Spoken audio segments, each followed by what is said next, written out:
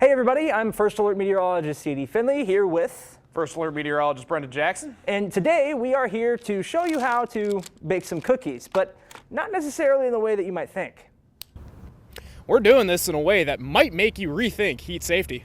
That's right. Today we are baking these cookies inside of our First Alert Weather Explorer. These cookies have actually already been sitting outside for quite a while, and they've gotten a lot flatter since you last saw them inside the studio on the cooktop. So what we're going to do is we're going to leave these on the dash, let them cook for a few hours, and we'll kind of see how they turn out here in just a few short hours. On a 100-degree day, temperatures can easily rise up to about 120 degrees inside a car after just 10 minutes. After an hour, all the way up to about 145. So right now our First Alert weather app is showing 90 degrees, and our thermometer that's been sitting out here in the car for a couple minutes already at about 120.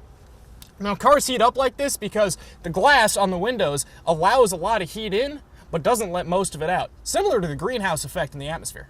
And the temperature only continued to rise from here. Starting around noon at 150 degrees inside the car, that turned to nearly 170 degrees about 2 hours later. And we couldn't finish recording the time lapse because even the GoPro inside the car got too hot. But time lapse or not, the cookies are ready. Here's what they look like before and now after.